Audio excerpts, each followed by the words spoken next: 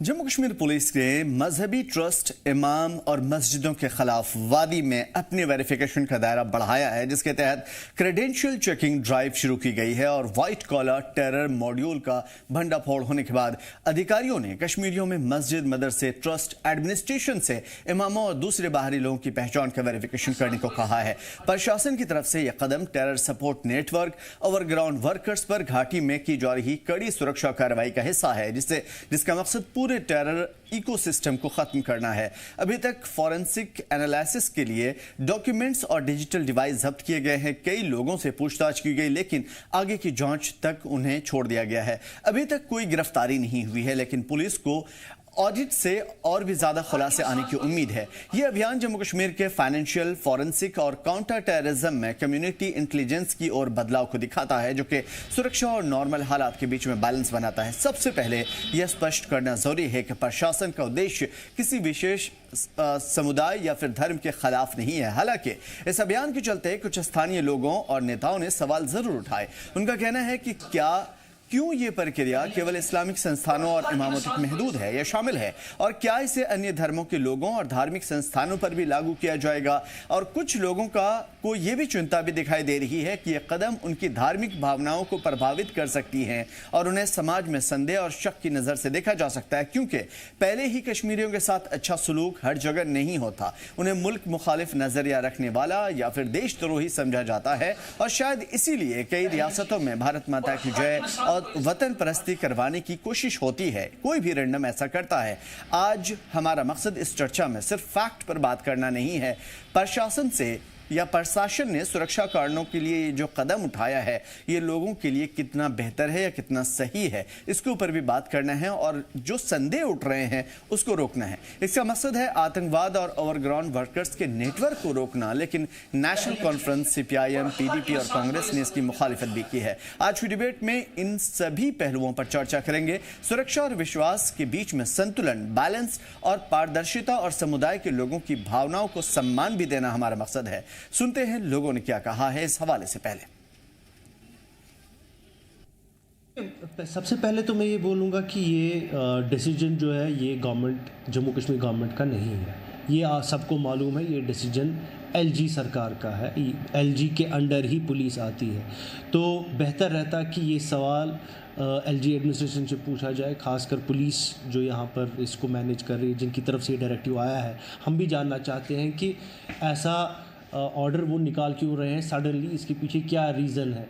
अगर आप ऑलरेडी इतने सारे एरियाज़ में जैसे बीट ऑफिसर्स हैं, उसको पूरी इन्फॉर्मेशन होती है अपने एरिया में, चाहे मस्जिदें हों, चाहे इमाम्स के बारे में हो, तो अब फिर से एक और नया एक set of information, next set of questions, जो कि बहुत ही मुझे लगता है कि कंसर्निंग है। जैसा आप बोल रहे हैं कि इसमें इंतज़ामिया कमेटी इन्वॉल्व है, इसमें मुअज्जिन इन्वॉल्व है, इसमें इमाम इन्वॉल्व है, जो पीसफुली नमाज़ पढ़ाते हैं, जो पीसफुली मस्जिदों के अफेयर्स हैंडल करते हैं। इस तरीके का ऑर्डर थोड़ा बाइस से कंसर्निंग है, और हम भी जानना चाहते हैं कि किन वजूहात की वजह से इतना बड़ा डिटेल्ड एक क्वेश्चनियर निकला है। सबसे पहली बात तो ये है कि पानी को हथियार बनाना इंसानियत के खिलाफ है। ये पाकिस्तान या किसी और मुल्क की, अगर किसी मुल्क के साथ भी हमारा पानी चला जाता, उसको बंद किया जाएगा, मैं समझती हूँ इंसानियत के खिलाफ है। अगर उसके बावजूद भी उमर साहब वही लाइन टॉक करना चाहते हैं जो बीजेपी की है, कि पाकिस्तान के लोग को तरसाना है पानी के लिए, और उमर साहब कहते हैं मैं इसके खिलाफ होंगे। मगर मैं उमर साहब से पूछना चाहती हूँ, जो आज तक हमारे पावर प्रोजेक्ट बने, जिनको 96-97 में फारूक साहब ने 8 हमारे पावर प्रोजेक्ट NHPC को दे दिए, जिसकी वजह से हमें बहुत बड़ा नुकसान हुआ।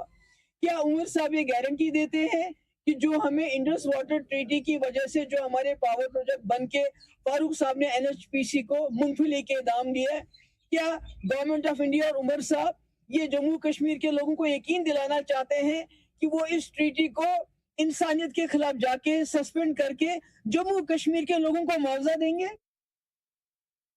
तो फिलहाल जो मामले हैं वो सिर्फ ये है कि वेरिफिकेशन जो चल रहा है क्या वो अवाम के हित में है, या जिस तरह के एतराज़ात हो रहे हैं क्या उससे कुछ खास लोगों पर इसका असर पड़ेगा, या फिर उसे संदेह या शक की नज़र से देखा जाएगा। इन दोनों बातों में गहराइयां हैं और ये दोनों चीज़ें काफ़ी ज़्यादा ज़रूरी भी है।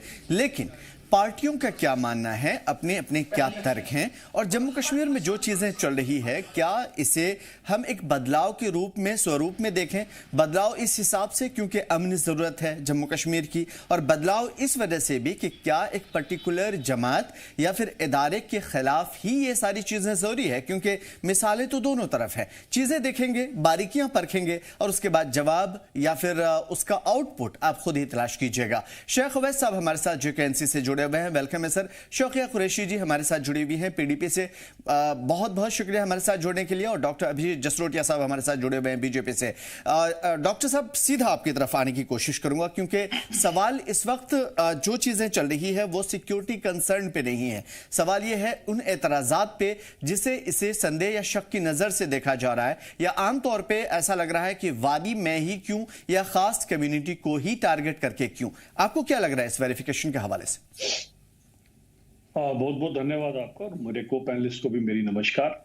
देखिए, सबसे बड़ी बात यह आती है कि अगर पारदर्शिता से हर एक चीज है तो इसमें किसी को एतराज क्यों होना चाहिए, जब सब कुछ जो है उस कानून के मापदंड यही कहते हैं कि हर एक चीज के लिए पारदर्शिता जरूरी है आज की डेट में। और जिस हिसाब से जम्मू कश्मीर के हालात है और जैसा यहाँ पर पीछे भी रहा सिस्टम, उन सब चीजों के अंदर अगर सिक्योरिटी सबसे बड़ा कंसर्न सबका ही है और उसके अंदर अगर सब चीजें किसी चीज की अगर है भी है तो उसे दिखाने में या देने में क्यों एतराज होना चाहिए। मैं थोड़ा सा आपको इतिहास में लेकर चलता हूँ। देखें, खासकर हम जितनी अगर कोई इस तरह की कोई भी अगर जिस तरह से कोई मज़ारे हैं या कोई मस्जिद है या कोई चीजें, मैं आपको एक इंसिडेंस बताता हूँ जो आज से काफी साल पहले हुआ था। चरारे शरीफ का अगर आप याद होगा, चरारे शरीफ अपने आप में एक बहुत बड़ी जियारत है जिसको बड़े लोग मानते हैं, और वो एक ऐसा एक आर्ट ऑफ डिजाइन था कि उस जैसा डिजाइन फिर से बनाना शायद पॉसिबल भी ना होता। उस समय अनफॉर्चुनेटली 2 टेररिस्ट वहां पर घुस गए और फिर आगजनी हो गई, जिसके कारण वैसी चरारे शरीफ जो है बन ही नहीं सकती, लेकिन फिर भी चलो बनाने की कोशिश की गई। अब in case of any event of eventuality, कहीं पर कोई ऐसी चीज है, उसकी टोपोग्राफी क्या है, कहीं पर क्या है, या वहां पर क्या चीजें, अगर ये सब सिक्योरिटी कंसर्न से अगर सब कुछ लोगों के बीच में रहे तो उस पर किसी को क्यों एतराज होना चाहिए। मुझे लगता है कि इसको अननेसेसरली इसमें से आप सियासत ढूंढ रहे हैं, अननेसेसरली सब चीजों से कर रहे हैं, और हम इन चीजों को लेकर आगे चलना चाहिए। जब भी कोई ऐसी चीज होती है, जिस तरह से एक अनफॉर्चुनेट इंसिडेंस हुआ आपके सामने लाल किले के बाहर, अब होता क्या है कि एक आधा इंसान इस तरह का काम करता है, पूरी इंसानियत उसकी वजह से शर्मसार होती है, और at the end of the खमियाजा सब लोगों को भुगतना पड़ता है। क्यों ना हम हर एक चीज को, जहां कर भी कोई सिक्योरिटी कंसर्न हो, उसका पहले से ही हम आंकलन लगाते हुए अपने लोगों की जान बचा सकें, ऐसा सब कुछ किया जा सके।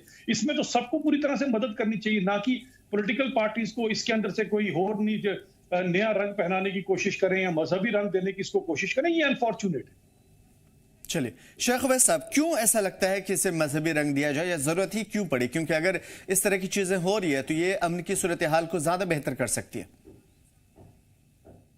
हाँ शायद जी, पहले तो आपको मेरी तरफ से सलाम, जो पैनल में बैठे हैं इनको मेरी तरफ से आदाब सलाम, और आपके जो देखने वाले हैं उनको भी मेरी तरफ से आदाब सलाम।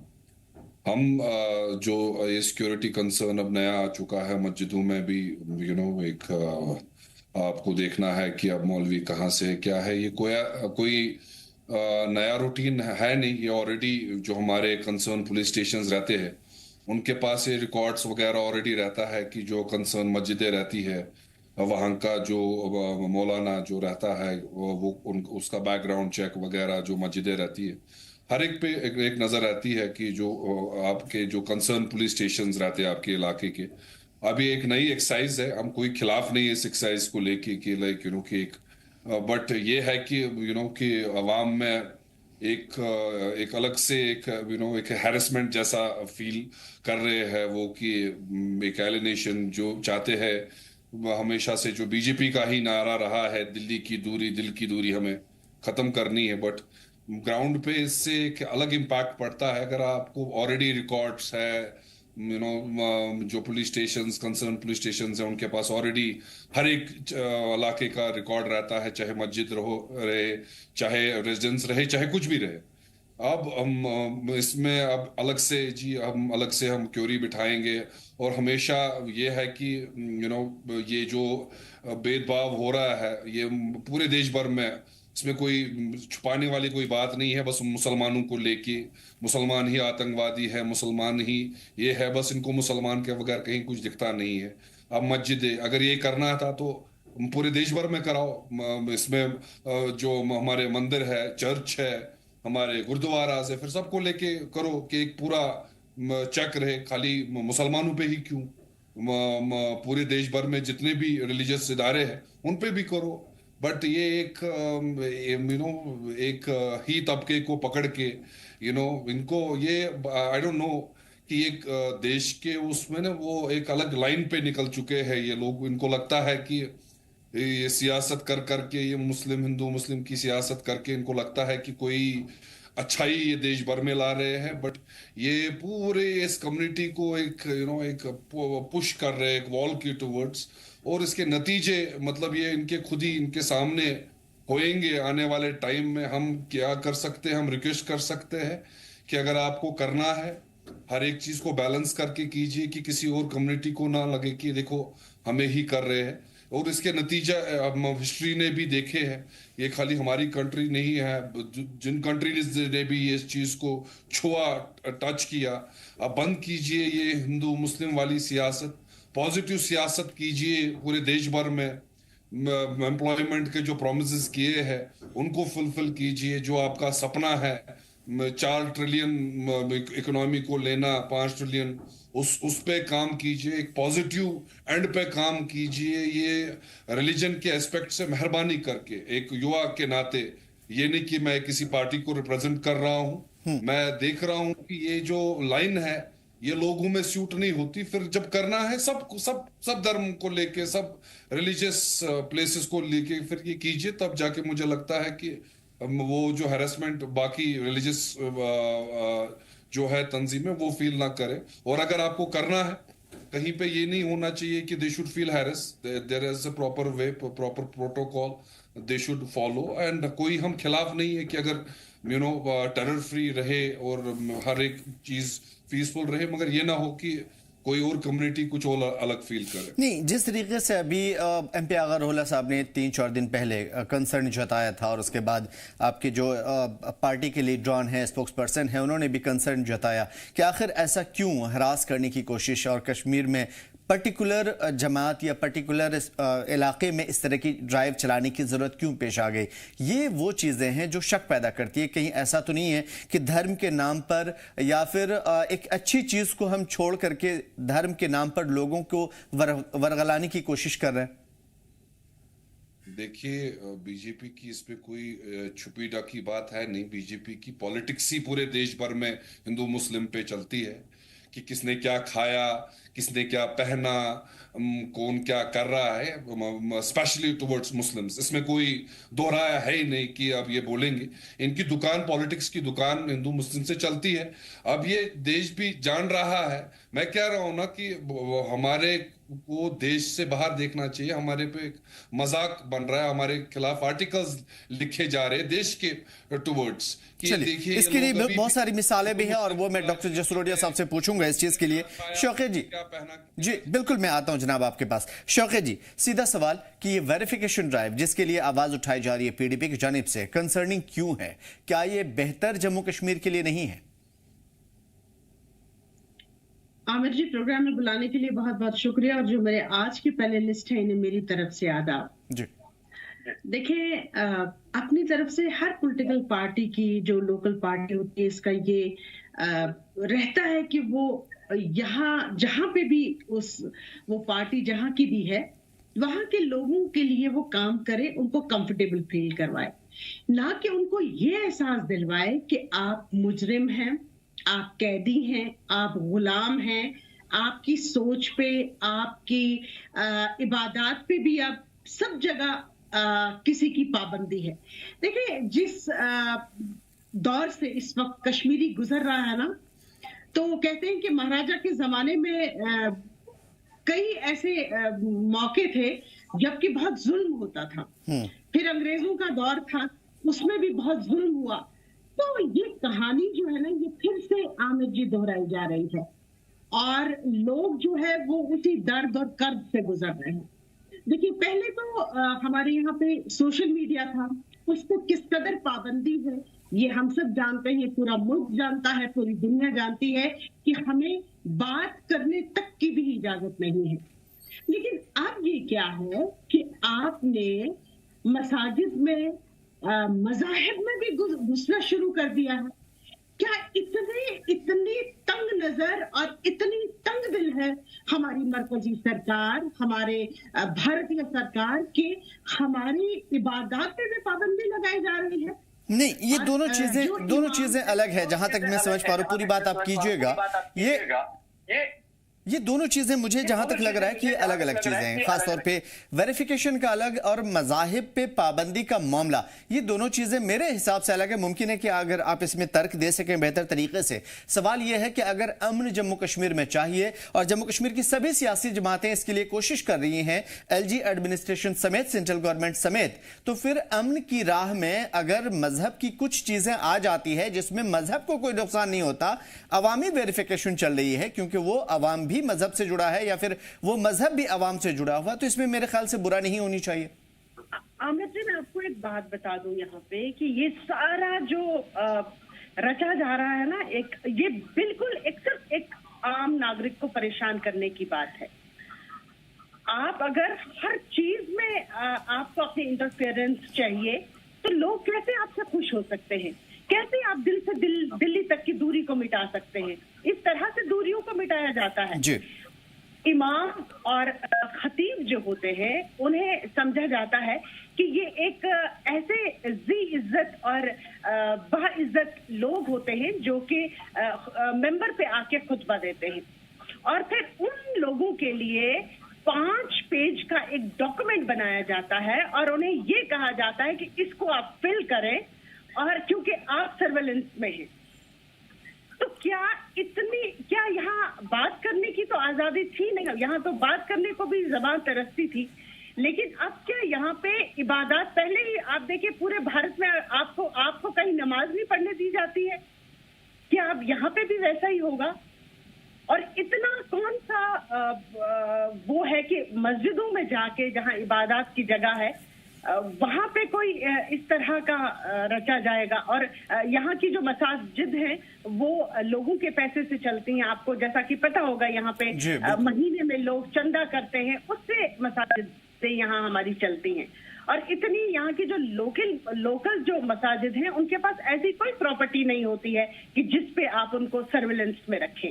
उनके पास नॉर्मल किसी मस्जिद के पास कोई दुकान होगी या अपना कोई हॉल होगा जिसको वो किराए पे देके अपना जो है गुजर बसर करते हैं, या कोई चीजें 4 मस्जिद के पास होंगी, तांबा होगा जो वो लोगों को देकर किराया वसूल करते हैं।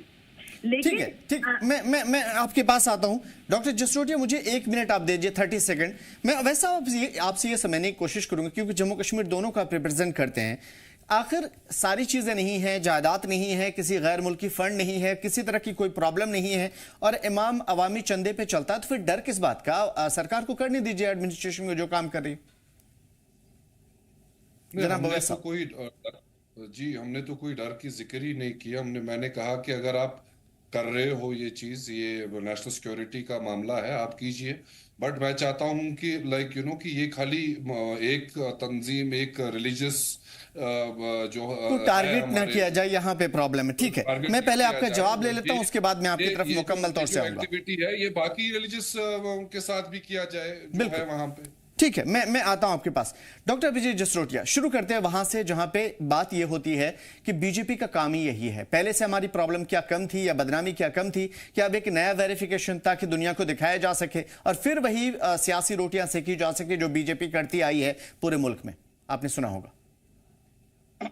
आमिर भाई, बस 2 या 3 मिनट लूंगा मैं अपनी पूरी बात कहने के लिए। सबसे पहली बात तो आती है खासकर ये जो पॉलिटिकल पार्टीज और Kashmir based local dynastical political party जब खुद को मुसलमानों के खैर ख्वाह कहती है ना, तो मुझे फिर वो 1.5 लाख कब्रें याद आ जाती है कश्मीर में, जो इन्हीं पॉलिटिकल पार्टी की अपनी सियासत की वजह से वहां पर बनी है, जिसके लिए खैर इन्होंने आज तक कभी माफी नहीं मांगी। तो कम से कम ये तो मुसलमानों के खैर ख्वाह बनना छोड़ दें।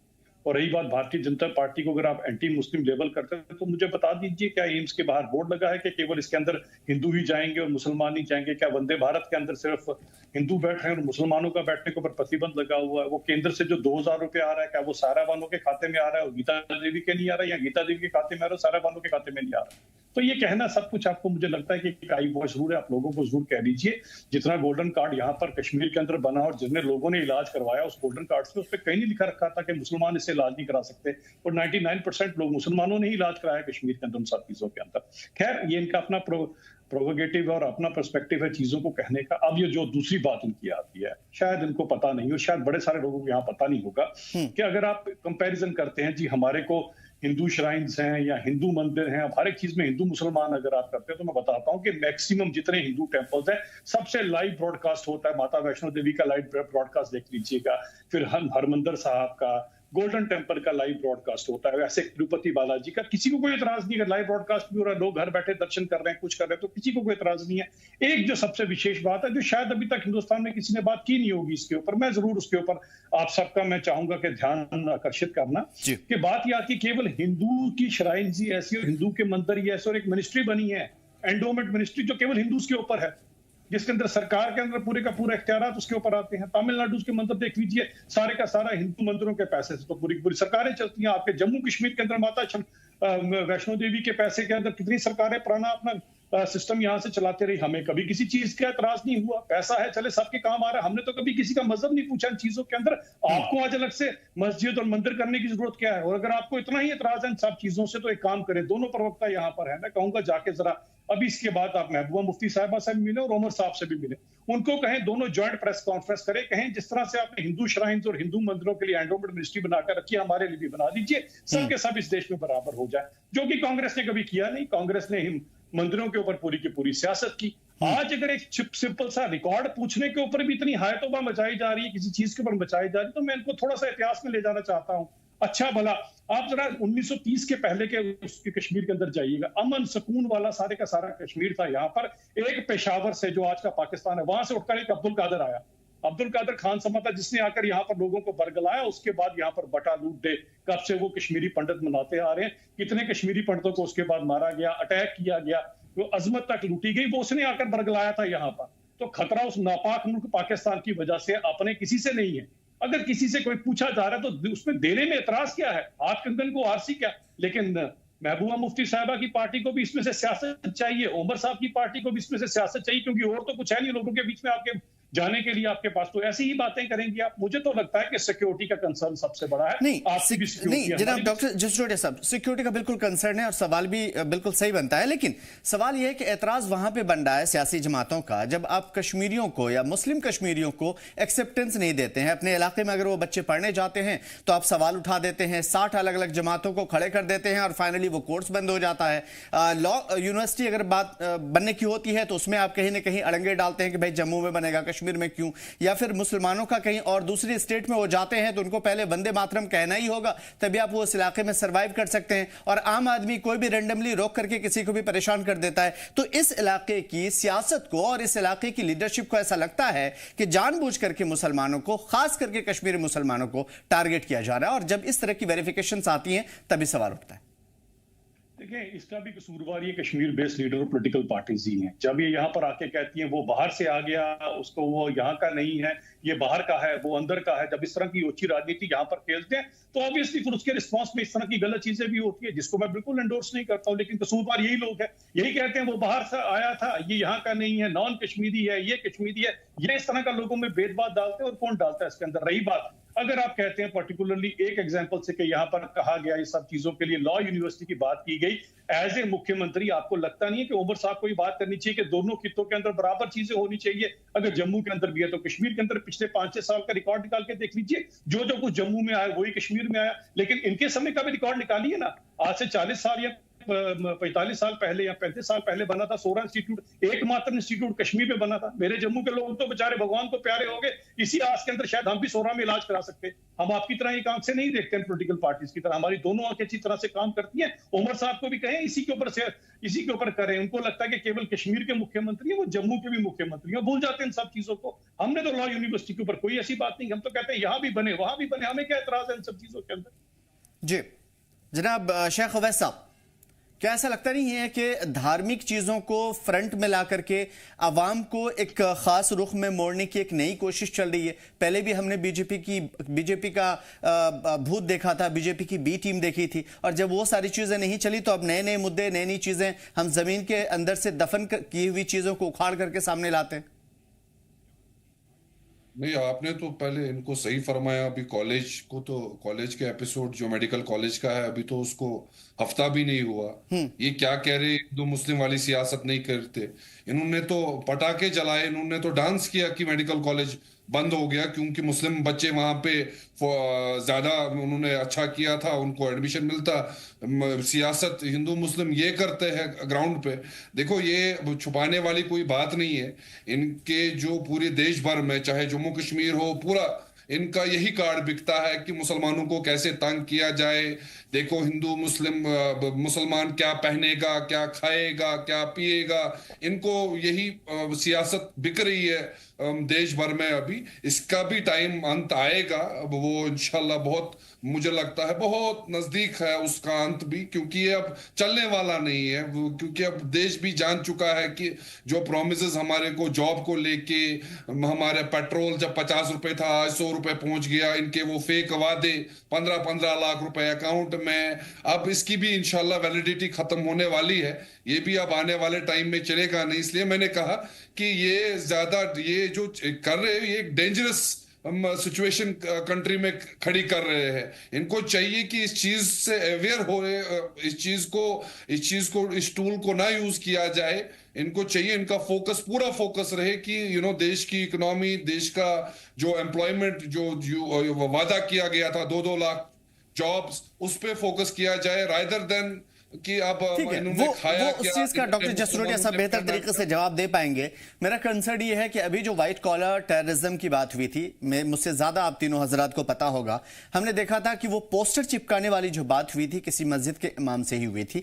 अगर मैं रॉन्ग नहीं हूं तो आप लोग करेक्ट कर सकते हैं मुझे, लेकिन जहां तक हमारी इंफॉर्मेशन है उसके हिसाब से वो एक मस्जिद का इमाम जिसने पोस्टर चिपकाया था। और अगर उस संदर्भ में या इस तरह के तमाम तर वाकयात के संदर्भ में किसी चीज का अगर वेरिफिकेशन हो रहा है तो एटलीस्ट सिक्योरिटी एजेंसियों को अमन बहाल करने के लिए ये जो कोशिशें चल रही है, जिसमें किसी का नुकसान नहीं, किसी धर्म का, जात पात का नुकसान नहीं है, एटलीस्ट सियासी जमातों को तो वो तो करने देना चाहिए।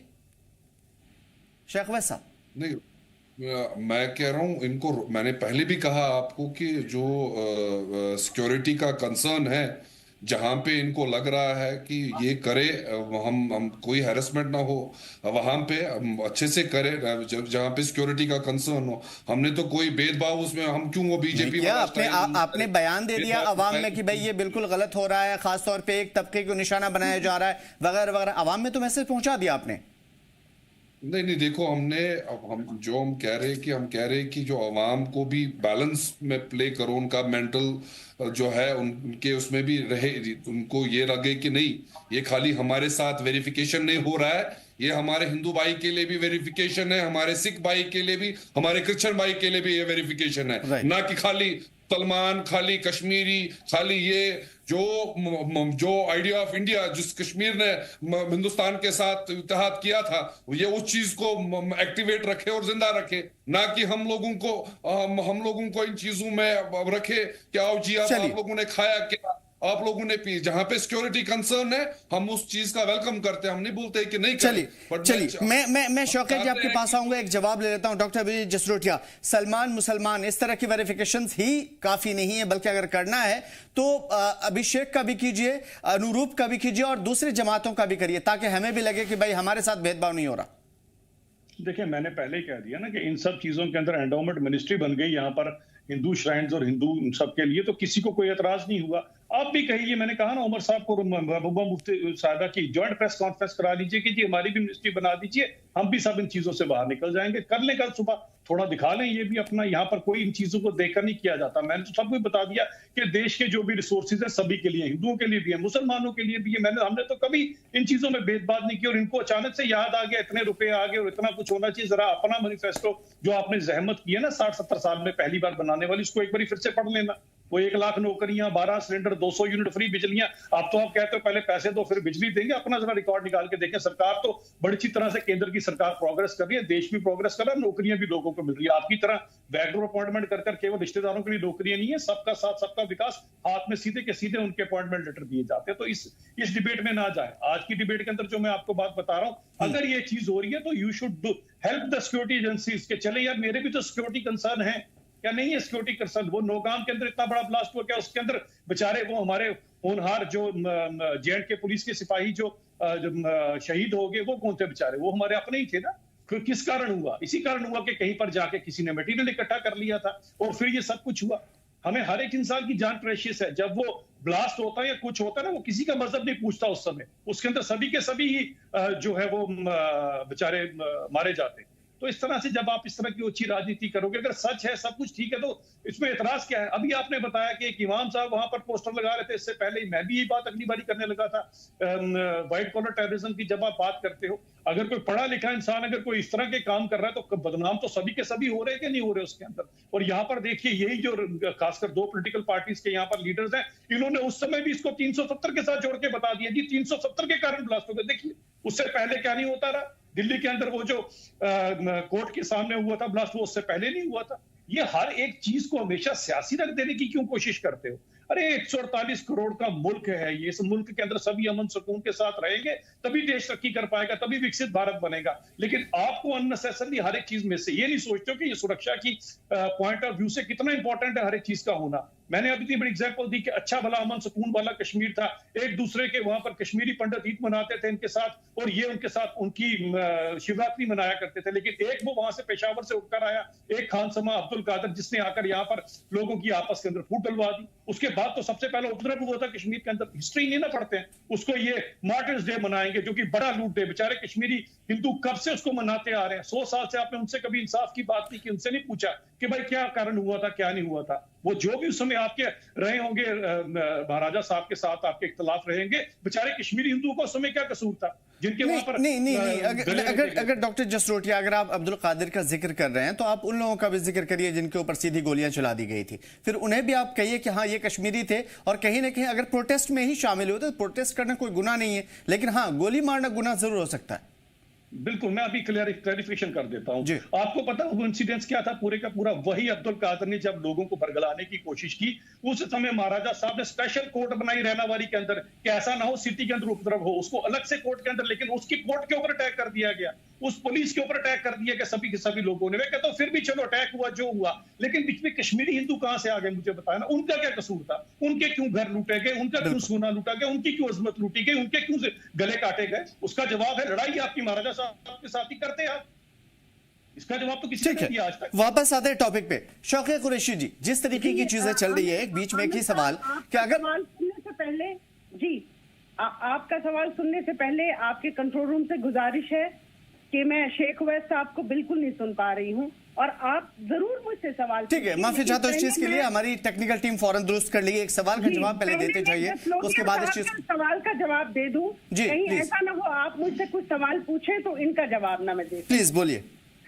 मैं बहुत बहुत मुबारकबाद करना चाहूंगी और दाद देना चाहूंगी जसलोटिया साहब को कि वो अच्छे पॉलिटिशियन ही नहीं है, बल्कि जी आता हूँ वैसे साहब आपके पास। जी बोलिए शौकिया। पॉलिटिशियन ही नहीं है बल्कि वो बहुत अच्छे एक्टर भी हैं, क्योंकि एक्टर बहुत खूबसूरती से झूठ बोलते हैं, और जो झूठ वो आज तक बोल चुके हैं उसको बहुत खूबसूरती से वो छुपाते हैं। और एक शायद आप ही के डिबेट में या किसी और डिबेट में इन्होंने कहा था कि कोई ऐसा पैदा नहीं हुआ जो मुझसे बहस कर सके। तो मैं पहले इनसे ये कहूं कि ये अभी कहते हैं कि हमारी दो चलिए छोड़ दीजिए, वो पर्सनल ऑब्सेशन सबको होता है। मुझे भी लगता है मैं शाहरुख खान हूं कभी कभी। ऐसा इतना इस मुगालते में मैं नहीं रहता।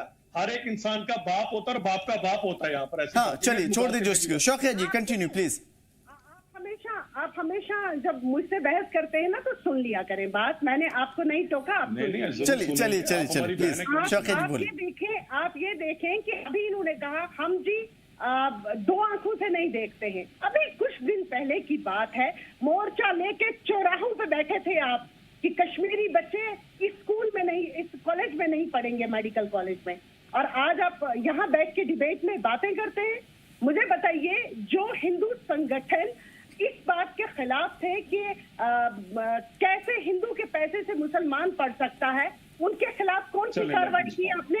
जो आप मंदिरों के पुजारियों से लेकर आपके सभी जितने भी संगठन हैं वो बैठ गए थे, कितनी कार्रवाइयां की, कितना आपने उनको सर्वेलेंस में रखा? वो कहते हैं ना, चाहे जाहिल होना इन्ना सलामा, जब जाहिल को देखो तो दूर से सलाम करो, क्योंकि आप हमेशा वही कहानियां, वही शेर, वही आके डिबेट्स में सुनाते हैं और अब खुद को प्रूव करने। चलिए पर्सनल कटाक्ष छोड़ देते हैं, सवालों की तरफ आते हैं। डॉक्टर जसरोटिया, कुछ कहना चाहेंगे आप पहले? देखिए सोफिया बहन, बात ऐसी है कि मेरी बातों का बुरा ना मना करें। देखिए अपनी बात को रखें ना, सच और झूठ का फैसला तो पब्लिक करेगी जो देख रही है हमें। आपके सच झूठ का होता तो आपकी पार्टी आज 3 डिजिट पे ना सिकुड़ के आ जाती ना, तो वो लोगों ने देख लिया आपका सच कितना और झूठ कितना। अब बात ये आती है, अगर आप बात कर रहे हैं स्टूडेंट्स की बात करें, मेडिकल कॉलेज, फिर मैं बोल रहा, बोल लीजिए फिर। यही तो बात है, इसी को आपके सवालों का जवाब दे रहे हैं जसरोटिया साहब।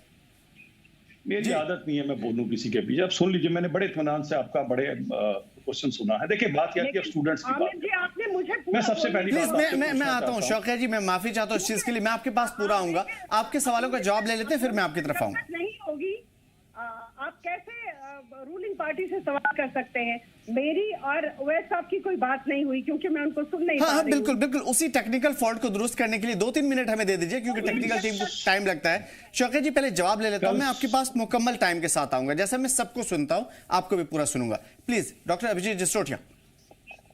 मैंने तो दिया आपको उस चीज का प्रस्ताव थे, कल सुबह आपकी ज्वाइंट प्रेस कॉन्फ्रेंस उमर साहब और महबूबा मुफ्ती साहबा कर सकती हैं, सुझाव मैंने दिया हुआ आपको, तो अब वहां आप सुन लीजिएगा सब कुछ। अब बात आती है कॉलेज के ऊपर। देखिए बात ये आती है, सबसे बड़ी चीज ये है कि आप इतनी चीज को तो समझ लीजिए कि एक पर्टिकुलर श्राइन जिसका सारे का सारा पैसा हिंदुओं के वहां से, हमारी आस्था से आता है, हर एक चीज आता है, उसके ऊपर आपने जरूर सियासत करनी है। उसके बाद मुझे बताएं, जो लिस्ट बनी, क्या उस लिस्ट के अंदर भारत देश के संविधान के अंदर हर एक इंसान का अपना एक आरक्षण का एक कोटा है? उसमें ओबीसी का कोटा है, एसटी का कोटा है, एससी का कोटा है, ईडब्ल्यूएस का कोटा है। ये सभी के सभी कोटास है कि नहीं है?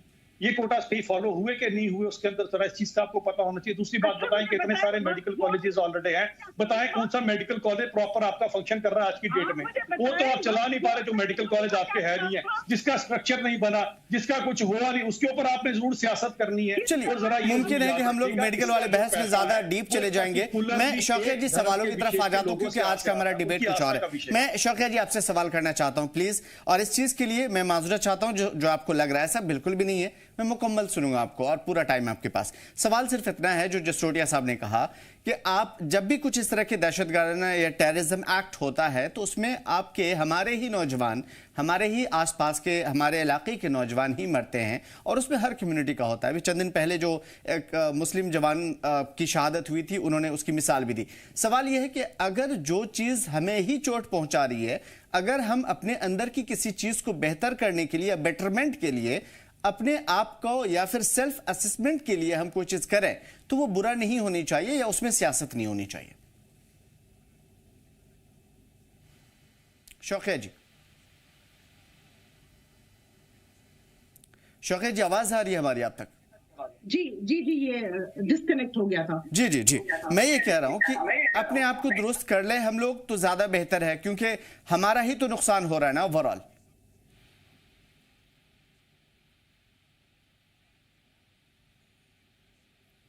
हमारी एक आस्था है, और इसलिए हमने कहा कि ये जो आपके मेडिकल कॉलेज में मुसलमान बच्चे नहीं पढ़ने चाहिए, तो क्या वक्त बोर्ड के वक्त हमारी आस्था नहीं थी, हमारा अकीदा नहीं था?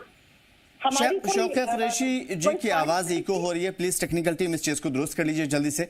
मैं तब तक शेख अवैस साहब की तरफ आ जाता हूं। शेख अवैस साहब, जो चीजें अभी चल रही है, क्या सरकार जम्मू कश्मीर को एक बेटरमेंट की तरफ लेकर के जाना चाहती है? और अगर हां, तो उन्हें उन मुद्दों पर भी आगे आना होगा जो उनके हाथ में है, और उन मुद्दों पर भी जो उनके हाथ में नहीं है, एटलीस्ट बात करने के या बातचीत के रास्ते तो खुले हुए हैं ही।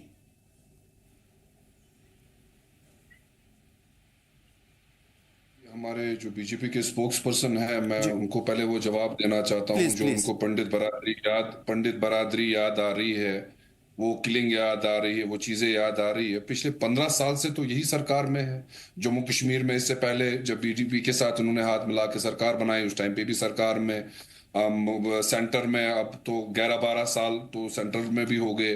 आज तक इन्होंने उनके बारे में, पंडित बरादरी के बारे में किया क्या? उन्होंने बस यही एक नैरेटिव, फेक नैरेटिव मूवीज के थ्रू भेजा, लोगों के जहनों में डाल दिया, पंडित बरादरी जी हाय, उनको जी मारा गया, फिर उनको जी किसी ने लाया नहीं, उनको जी। इन्होंने क्या किया पंडित बरादरी के लिए? इन्होंने कहीं पे उनको कुछ ऐसा कोई सोर्स खड़ा किया, कोई इनकम उनके लिए खड़ा की, या उनको वापस कश्मीर लाने की कोई ऐसी पॉलिसी लाई कि जी हमने जी पंडित बरादरी के लिए देखिए ये किया वो किया? एक फेक नैरेटिव उनके खिलाफ भी उन्होंने क्रिएट किया कि देखो जी पंडित बरादरी। उनको भी अब पता चल चुका है कि इनका जो है, जो इनके सामने आएगा ये उनको उस चीज को बेच देते हैं। रही बात उस फ्रंट को, पंडित बरादरी की फ्रंट को कुछ नहीं किया उन्होंने उनके लिए। अगर आप हमारा देखें, उमर साहब ने, जब उमर साहब पिछली बार सीएम थे, उन्होंने इनिशिएटिव लिया उनको रिहेबिलिटेट करने के लिए, वहां वापस लाने के लिए चीजें की उनके लिए, कि रास्ता खोला था कि कि वो जॉब्स उनके लिए क्रिएट करेंगे। इन्होंने क्या किया? अब मुझे बताइए कुछ पॉजिटिव जो इन्होंने किया। आज तक कभी तक कंकर नहीं चला था हमारे टूरिस्ट बाई पे। उन्होंने इनके हाथ में लॉ एंड ऑर्डर, आपने देखा पहलगाम का वो सानी, एक बहुत बड़ा एपिसोड, उस पर इनको जवाब जरा मांगिए। अभी दिल्ली में जो एपिसोड हुआ सिक्योरिटी कंसर्न, इनको जरा उस बारे में पूछिए कि आप जो कह रहे थे कि 370 की वजह से ये सब कुछ खराब था, ये था वो था, अब जी हमने खत्म किया, अब सब बढ़िया है, अब ये चीजें क्यों हुई? फिर अगर सब चंगा था, 370 की वजह से सब खराब था, आप लोगों ने लिया, सब ठीक हो गया, तो ये चीजें कहां से, एपिसोड्स कहां से हो रहे हैं? फिर चाहे जिस जम्मू में वहां पे कंकर नहीं चलता था उस साइड से, वहां पे एनकाउंटर्स, वहां पे अभी भी, यानी कि आप ये कहना चाह रहे हैं कि आपके हाथ में ही सारी चीजें हैं और आप दुरुस्त नहीं कर पा रहे हैं, उसको और भी ज्यादा बिगाड़ते जा रहे हैं। ठीक है, जिस रोटी सबसे जवाब लूंगा, लेकिन उससे पहले शौकत जी आपकी तरफ आने की कोशिश करूंगा। ये जो कुछ चल रहा है हमारे लिए पहले क्या है? देश या हमारे स्टेट के अंदर अमन, सुकून, चैन, या हमारे साथ एक ऐसा सुलूक जिसको किसी भी सूरत में अभद्र नहीं किया जा सकता या कहा जा सकता है, वो हमारे लिए ज्यादा इंपॉर्टेंट है। यानी हमारी कम्युनिटी या कम्युनिटी के साथ होने वाले वो तमाम तर वेरिफिकेशंस जिसके थ्रू तमाम तर एजेंसियां गुजर रही हैं या पुलिस की टीम गुजर रही है। मेरा जहां तक मानना है कि देश में ऐसा कोई ऐसा रास्ता नहीं है जो ये एजेंसियां गलत वे में जाकर के करती हों। तो अगर देश प्रेम या देश हित में इन चीजों को थोड़ी देर के लिए खामोशी से सह लेते, अगर बुरा भी लगता, तो कितना ही अच्छा होता अपने स्टेट या अपने देश के लिए।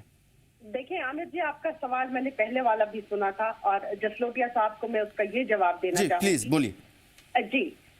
कि इन्होंने कहा कि हमारा जो मेडिकल कॉलेज था है माता वैष्णो देवी का, उसके साथ हमारी आस्था जुड़ी थी, इसलिए हमने ये सब किया। तो क्या वक्त में जब आप हिंदू मजहब की इंटरफेरेंस कर रहे थे, तो क्या उस वक्त हमारा अकीदा नहीं जुड़ा था? क्या उस वक्त हमारी कोई आस्था नहीं थी? अब मैं आपके सवाल की तरफ आती हूँ। आप कहते हैं कि अमनो अमान, देश में भाईचारा। देखिए, जब आप छोटी छोटी बातों पे इतना लोगों को परेशान करेंगे, इतना लोगों को तंग करेंगे, आपने कहा यहाँ जीरो टॉलरेंस है, 2019 के बाद अब यहाँ पे कुछ नहीं होगा, तो कितने वाक़यात कब से पेश आए? उस बात का भी तो किसी को जवाब देना चाहिए ना। और इतना बड़ा वाक़ा जब बाइसरन का हुआ, उसके बाद एक सिक्योरिटी लेफ्ट कहकर उसको हमारे एलजी साहब ने छोड़ दिया, इतनी जाने गई।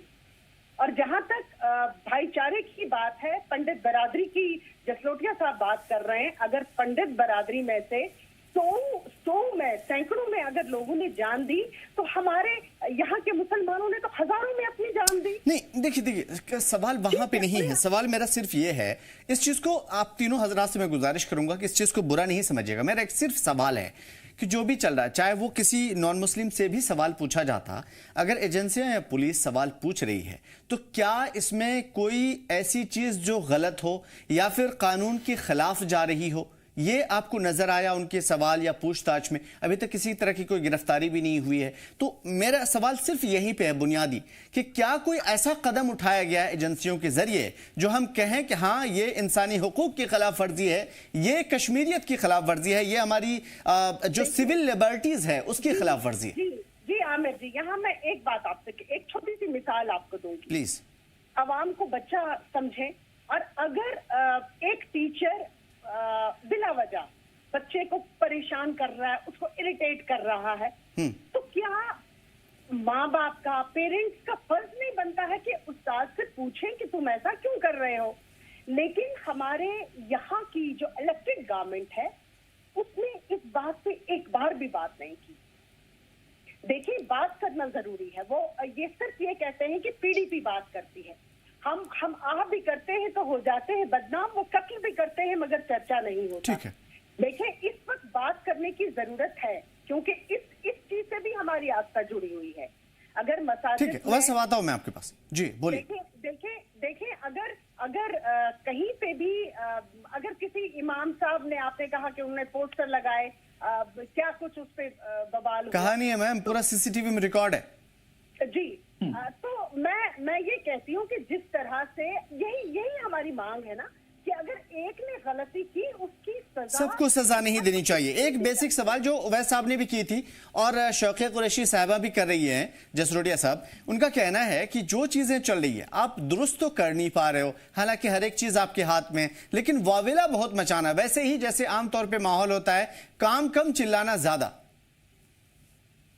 देखिए अमर भाई, मुझे दोनों का ही जवाब देना पड़ेगा, और सबसे पहले मुझे तो अवैस साहब का जवाब देना। तो अवैस साहब का जवाब ये है कि इन्होंने अब कश्मीरी हिंदुओं को लेकर ही बात शुरू कर दी। मैं उस डिबेट को लेकर नहीं जाना चाहता था, तो इनके लिए यही सबसे पहले तो शेर ये अर्ज है कि तुझे इस बाजार का दस्तूर में बता नहीं सकता, पिक गया जो खुद खरीदार वो हो नहीं सकता। तो ये कौन, किसने प्रॉब्लम क्रिएट की थी 87 के बाद, किसने रिगिंग की थी, कौन सा पहले आप ही के 5 हाजिन ग्रुप के वर्कर थे जो पाकिस्तान गए थे, हथियार उठाकर लाए थे, तो इस हिस्ट्री में ना जाए किसने वहां पर किया। और जब मस्जिदों से ऐलान हुआ, क्या बोलते हैं, ऐलान हुआ था जब वहां से कि कश्मीरी हिंदुओं कहा था अपनी बहू बेटियों को छेड़ो और यहाँ से बाहर चले जाओ, जब वो टीकालाल टपलू जी को वहां पर गोलियों से भूना जा रहा था, तो आपके मुख्यमंत्री 500 मीटर की दूरी में सेक्रेटरीट के अंदर बैठे। तो मत बताओ मुझे ये सब चीजें, इसके अंदर अगर मैं पर्दे खोलना शुरू होगा तो मुश्किल हो जाएगी आपके अंदर। अब मैं आता हूँ दूसरा पीडीपी की प्रवक्ता की तरफ। अब पीडीपी की प्रवक्ता से जरा ये पूछें, आप तो 2 मिनट में शुरू हो जाते हो। अभी आपकी महबूबा मुफ्ती साहिबा ने कल ही बयान दिए हैं कि वो उस नापाक मुल्क को, उस भूखे नंगे टेररिस्ट वाले मुल्क को पानी दे दो। और आपको पता है वो अबू मूसा लश्कर का जो कल वहां से बयान दे रहा था कि आजादी तब मिलेगी जब इन हिंदुओं के गले काट दिए जाएंगे। आपकी महबूबा मुफ्ती साहिबा ने कोई बयान दिया उसके ऊपर, या उमर साहब ने कोई बयान दिया उसके ऊपर? आया कोई आपकी तरफ से? नहीं, तो कश्मीरियों ने तो पूरा जवाब दिया ना, हर एक मोमेंट में जब भी जरूरत हुई कश्मीरी बाहर निकले, दहशतगर्दी के खिलाफ आए।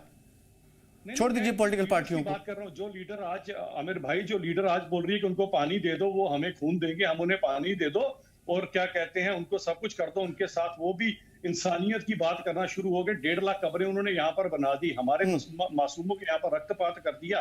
उनके लिए, पानी के लिए महबूबा मुफ्ती साहिबा खड़े हो सकते हैं। वो जो अबू मूसा ने बयान दिया उसके खिलाफ भी जरा ये लीडर बोल देती है, एक बारी तो बोलेंगे। चलिए वैसे आपसे मैं जवाब लूंगा, लेकिन मुझे एक कॉमन सा जवाब दे दीजिए कि ये हिंदू वर्सेस मुस्लिम वाली विभाजन या जहनी तौर पे जो तब्दीलियां आ रही है, एक इख्तलाफात जो पैदा किए जा रहे हैं, बिल्कुल गैप बनाने की कोशिश, ये कौन कर रहा है आपकी नजर में?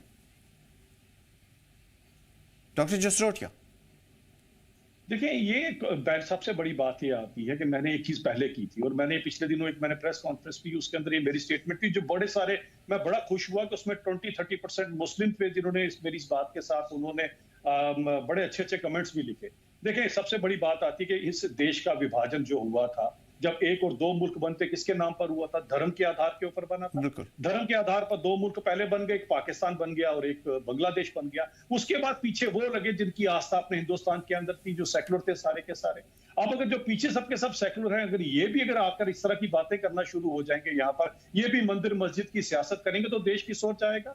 मैं कहता हूं कम से कम अपने उन बुजुर्गों को दाद देनी चाहिए। मैं तो सैल्यूट करता हूं उन बुजुर्गों को, जब धर्म के नाम की बात आई तो उन्होंने अपना देश हिंदुस्तान चुना, ना कि बांग्लादेश, ना कि पाकिस्तान चुना था उस समय। लेकिन ये लोग आज फिर उसी फिराक में वही राजनीति आज करने के अंदर लगे हुए हैं। जो पाकिस्तान जैसे चाहता है वैसी स्टेटमेंटें यहाँ से आना शुरू हो जाती हैं। वो नापाक भूखा नंगा मुल्क आपको कभी भी सुखी देखना नहीं चाहता है। कितने लोगों के तो यहाँ पर खून बह गए, लेकिन आपके मुंह से एक लफ्ज नहीं निकलेगा ठीक उनके है, खिलाफ। ठीक है, पता नहीं कौन मैं सी वापस आता हूं। राजनीति शेख उवैस साहब, शेख उवैस साहब, आप कुछ कहना चाह रहे थे बीच में? जी, मैं बोलना चाहता था कि इनसे सवाल कीजिए ना कि आपने पंडित बरादरी के लिए, आप पिछले 15 साल से पावर में बैठे हो, आप बड़ा अच्छा बोल लेते हो। मैंने कहा ना 87 में हाजिर ग्रुप के 5 मैं तो पैदा नहीं हुआ था, but listen to me now, let me speak. तुम्हारे ठीक है, शेख उवैस साहब प्लीज। बॉलीवुड मूवी के लिए काफी अच्छी को जब मारा गया था तो कौन था उस समय? उस टाइम पे कौन था 90s में, कौन देश चला रहा था, किसने उनको यहाँ से निकाला, वो सबको पता है। नहीं, पंडित बरादरी के लिए किया क्या? मूवीज बनाने के बगैर, प्रोपेगेंडा चलाने के बगैर आपने पंडित बरादरी के लिए क्या कत्ल करवाने में मदद की? ये किया आपने उनका कत्ल करवाने में मदद की। टीकालाल टकलू जी का या गिरिजा टिक्कू का ये काम किए थे आप लोगों ने। जरा 87-90 का अपना इतिहास निकालो ना, तो पंडितों के लिए अपने मगरमच्छ के आंसू मत निकालो। ठीक है जी, ये दीजिए ना, आवाम जानना चाहती है 15 साल से बीजेपी सरकार जो पंडित बरादरी का जा रही है। 15 साल से पंडित बरादरी के लिए आप लोगों ने क्या किया? चलिए, अगर हम पंडित बरादरी के लिए जब हम डिबेट करेंगे, इस सवाल को भी शामिल करेंगे। एक अहम सवाल, चाहे वो पंडित बरादरी से पहले वाला मामला हो, 80 दहाई हो, 90 की दहाई हो, 2000 हो, या अभी जो सिचुएशन चल रही है, अभी तक हम सिर्फ एक ही चीज कॉमन देखते आ रहे हैं, हिंदू वर्सेस मुस्लिम, विभाजन, दिलों की दूरियां। आपके हिसाब से कैसे खत्म होगी डॉक्टर जनाब शेख उवैस साहब? इनको चाहिए कि ये हमारे यहाँ पे स्पेशली जम्मू कश्मीर में, ये विख्यात पूरे देश भर में, ये हिंदू मुस्लिम के चैप्टर से बाहर आ जाने चाहिए। इनको अगर देश की सच में चिंता है तो इनको देश को बंटने नहीं देना चाहिए। इनको ये भी दिमाग में रहना चाहिए कि 40 करोड़ मुस्लिम्स देश में, वो भी, उनका भी एक बड़ा स्टेक है। आप इसे हिंदू मुस्लिम करके देश को आप एक गलत डायरेक्शन में ले जाओगे। आप लोग तो कल पावर में उतर जाओगे, बट ये जो नफरत है, आप ये जो बीच लोगों के अंदर बोओगे, ये देश के लिए अच्छा नहीं रहेगा। इंटरनेशनली भी हमारी बड़ी इंसल्ट होगी। डॉक्टर जसरोटिया, लास्ट 30 सेकंड आपके वर्ड। देश के लिए लिखे जाते हैं कि देखो ये लोग अभी भी वही जहनी बीमारी में फंसे हुए हैं, कोई नहीं करता। मैंने तो इतनी बड़ी एग्जांपल दी थी आपको, सभी जो आपको मैंने सरकार की स्कीमों की एग्जांपल दी, सरकार के गोल्डन कार्ड की एग्जांपल दी, मैंने आपको वंदे भारत ट्रेन की एम की एग्जांपल दी। बताएं कहां पर हिंदू मुसलमान, कहां पर बोर्ड लगा हुआ इन सब चीजों का? अरे आप करते हो ये वाली राजनीति, तभी तो आप देख लीजिए, आप अपने उमर साहब के बयान सुन लीजिए, जो जिस हिसाब से वो बयान अभी तो हफ्ता भी नहीं हुआ, जम्मू वर्सेस कश्मीर करने में लगे रहते हैं। वो तो कहते हैं कि जम्मू के जो बच्चे हैं उनमें टैलेंट ही नहीं है, जम्मू में कुछ है ही नहीं है, जो कुछ है कश्मीर में। आपके लीडर से जम्मू और कश्मीर को इकट्ठा नहीं करके चले जा रहे और आप हिंदुस्तान को इकट्ठे करने की बात कर रहे हैं। चलिए, छोड़ दीजिए इन सब चीजों को, शुरू से लेकर के आखिर तक का एक नजर मारते हैं। अगर 2 शब्दों में बयान किया जाए तो पॉलिटिकल पार्टियां, मैं किसी का नाम नहीं ले सकता, इतना जरूर है कि जहनों में, आम आवाम के जहन में जरूर ये कोशिश करती रही है ये विभाजन पैदा हो ताकि उनका फायदा हो। अब ये फैसला खुद आपको करना है, लेकिन इतना जरूर कि इस विभाजन से आपका नुकसान या फायदा जरूर हो सकता है, लेकिन देश का जरूर नुकसान होता है, क्योंकि देश के अलग अलग लड़ियों में या फिर अलग अलग ब्रांचेस में हम सब एक खूबसूरत फूल की तरह है। अगर हम बिगड़ गए तो देश जरूर बिगड़ेगा, और उसे हम कभी होने नहीं दे सकते। डॉक्टर अभिजीत जसरोटिया, बहुत शुक्रिया हमारे साथ बातचीत करने के लिए। जनाब शेख उवैस साहब, बेहतरीन बातचीत करने के लिए और चीज़ों को डिफेंड करने के लिए। जनाब मोहतरमा शोखिया कुरैशी साहिबा, खासतौर पर इस प्रोग्राम में अपना कीमती वक्त देने के लिए। फिलहाल इस बुलेटिन में इतना ही, हमें दीजिए इजाजत। देखते रहिए जी।